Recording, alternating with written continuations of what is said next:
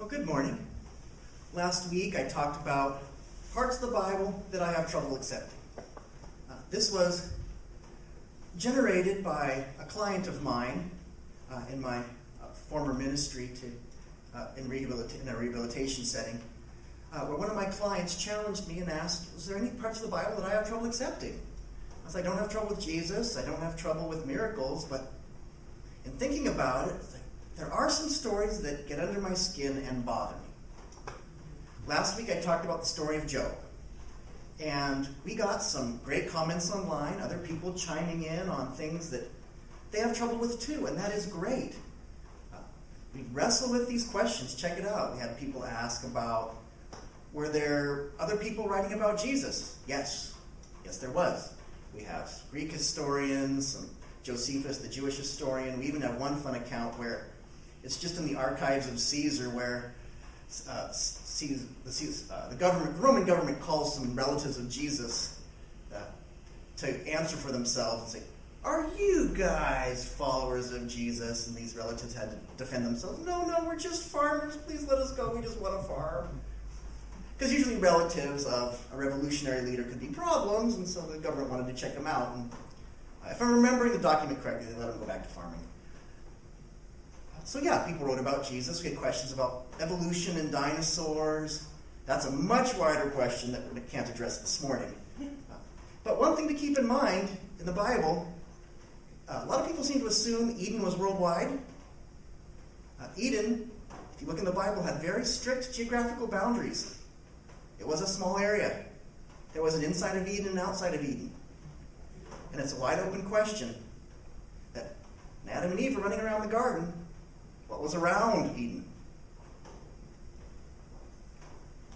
When they were kicked out, they had to go somewhere. Just some fun things to think about. But today, I'm looking at, this is part 2 of stories in the Bible that I have trouble with. This is a story in Genesis, and it's a story involving Abraham, the founder of the Israelite nation, the chosen people. And I really have a problem with this, because this is where God comes and tells Abraham, "Sacrifice your son." And it's this whole story. I'll get in the details. But I have such a problem with this because it seems to be celebrating the fact that he was walking out on faith and going to go do it. It seems to be, shouldn't he say, "God, this is wrong. And why should I be celebrated for going out and looking to actually complete this act?" He doesn't, by the way. But in this story, go out to the very beginning, God promises Abraham that he will have many descendants. They will be as numerous as the stars. And then Abraham gets old and no kids. And then angel comes and says, "Well, your wife's going to get pregnant soon." And they laugh. It's like, "We're old now." But the wife does get pregnant, and they have Isaac, one kid. And so this is a great celebration. And then God says, "Now take this one child, go to a special place, and sacrifice him." And so Abraham says, "Okay, God." He heads out. He takes 2 servants, loads up a donkey with wood for the sacrifice, goes to an area here on Mount Moriah, and Isaac questions him, "Dad, where's our sacrifice?" And Dad, Abraham, says, "God will provide." "Dad," so there's probably some inkling in Isaac's mind. It's like, this is not looking very good for me. And then they get to Mount Moriah. Abraham says, "Servants, you stay here. We will be back." Abraham goes to the special sacrifice spot, ties up Isaac, puts the wood on, raises a knife, gets ready to kill Isaac, and then God says, "Stop, stop, stop, stop, stop." And then they see a ram caught in the bushes, and so they use that as a sacrifice. Isaac goes free, they go home, and Abraham eventually has all these descendants through Isaac. The situation with Abraham, say, okay, thinking like Abraham, God has promised me many descendants through Isaac. Well, he's promised me many descendants, but I only have Isaac. And if I lose my son, that means God's promise was invalid. It means God has lied to me. And God's promise is worthless. The religious situation, God, in the Bible, claims to be different than the idols that are worshipped by the surrounding cultures. And a little note, many of the gods of the surrounding cultures demanded child sacrifice. It was not uncommon. And so, to one of these other people outside of Israel, who worship these other gods, for them the big surprise would be that God stopped the sacrifice. But to Abraham, to go back to him, if the child is sacrificed, then this means that God is no different than the so-called gods that everyone else worships.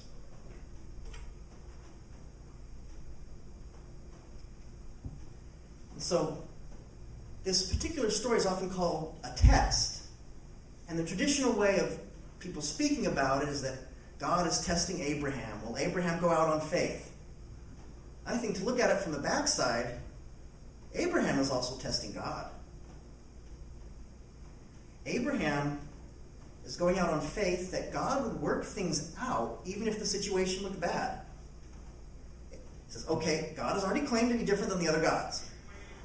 He has already claimed that he's different than these ones that demand child sacrifice.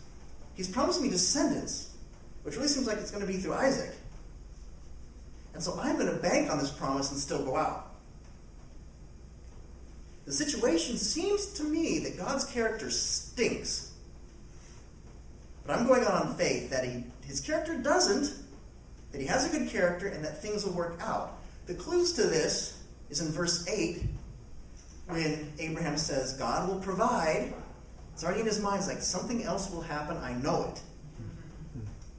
In verse 5, he tells the servants, you stay here. We, meaning he and Isaac, will be back.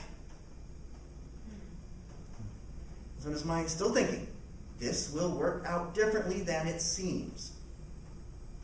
And then in Hebrews 11, in the New Testament, refers back to this story of Abraham that is talking about great moments of faith.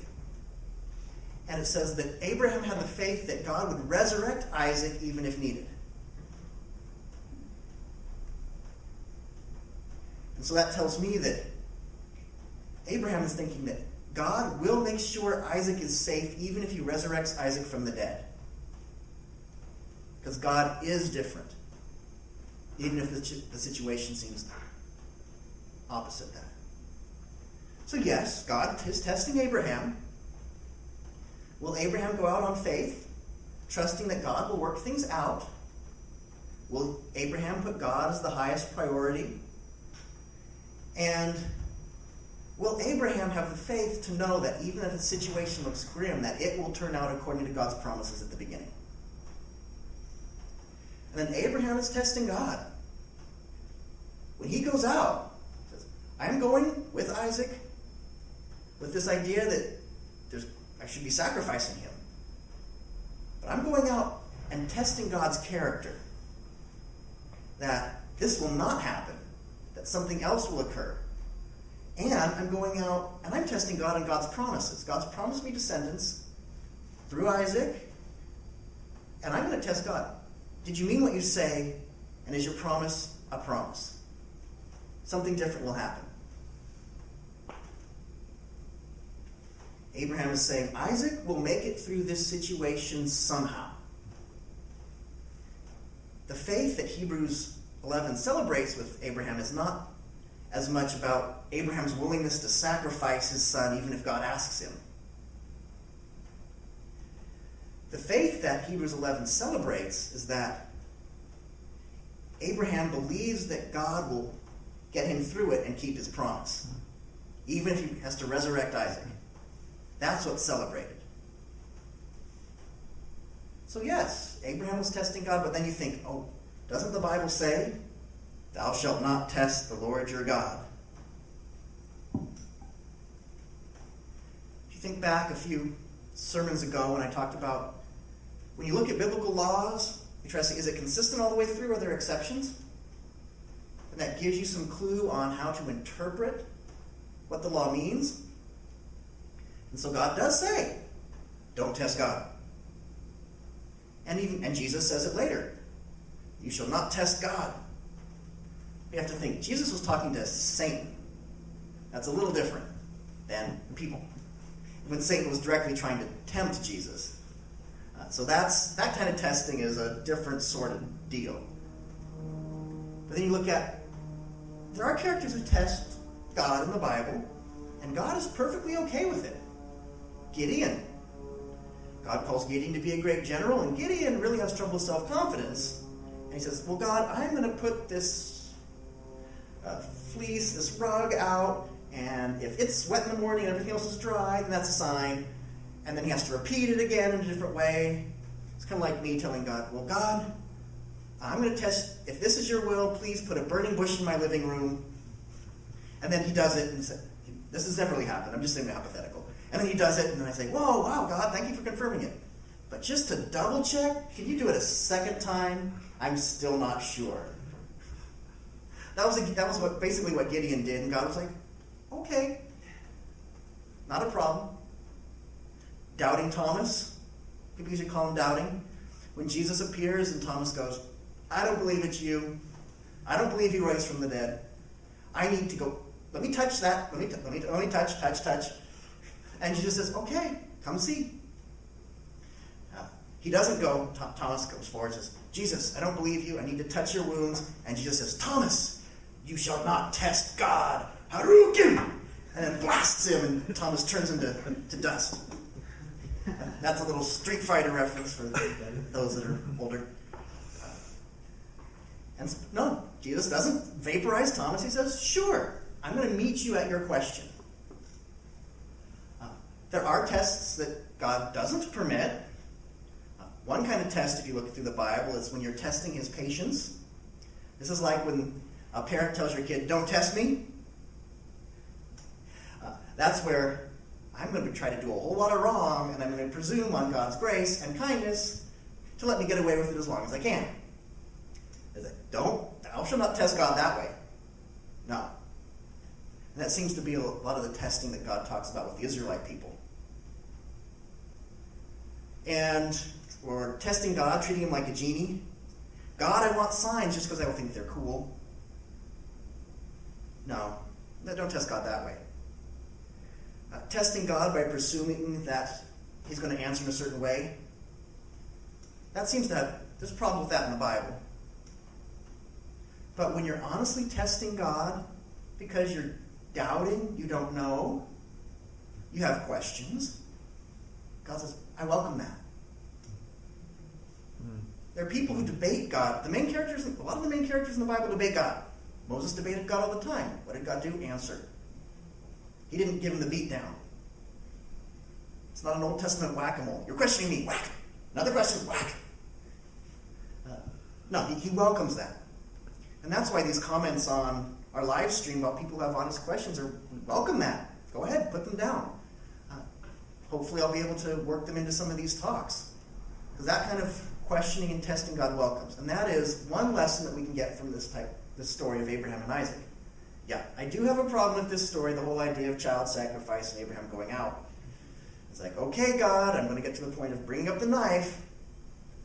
But when I look at it from the backside, it's not Abraham says, God, I'll be willing to kill my kid if you tell me. That's not what's being celebrated. It's the fact that he's willing to trust God's promises even when the situation looks different. And that kind of a testing and questioning of God is not condemned if it's done with an honest heart and honest seeking. And so I open up this story for those of you that have been kind of peeking in the curtain and checking out Jesus from afar. I'll give you this little story, and it's one that I would tell my clients sometimes, that if I would stand up front and give them a textbook on skiing and draw all kind of charts on how to put your skis parallel, how to do a turn, write on the chalkboard, teach them every single thing about skiing, Well, they really know skiing. They know about skiing, but if I take them up to the mountain, most of them would fall. And like any other beginner, even though I drew all the charts. That's like a funny story. One of my colleagues, he's a physicist, and he confessed to me one day, I just have no idea why my kid can't throw. And so I was like, well, what did you do?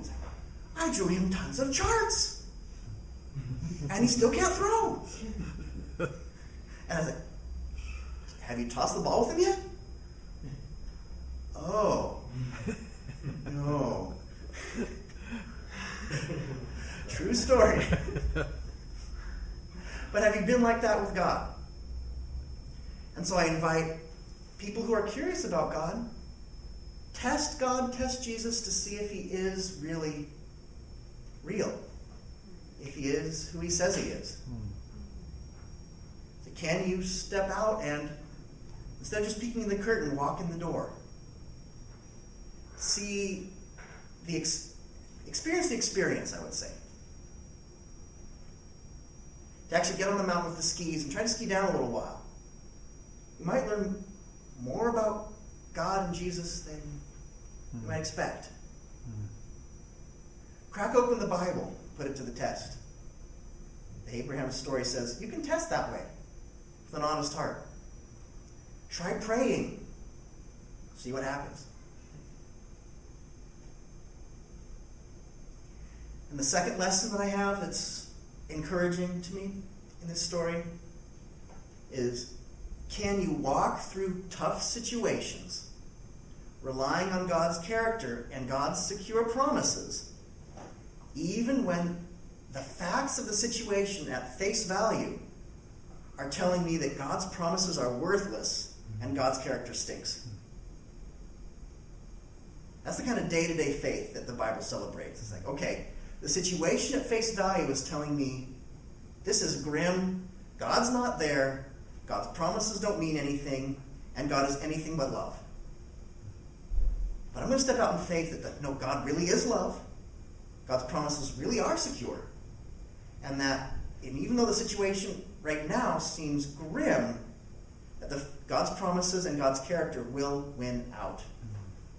Just as when Abraham went out in the situation with Isaac, saying, this does not look good for God, he knew in his heart that it will turn out differently because I know God is different. Close in prayer. God, thank you that we can come to you with debate, come to you with questions. Thank you that you are love, and that your promises are secure. And that I can have faith in this, and I can hold on to that for dear life in the situations if I need to that are rough. Because that is what is ultimately true. You are good. You are faithful. You keep your promises. Abraham knew that. And may I know that too. May we all know that. I pray this in Christ's name.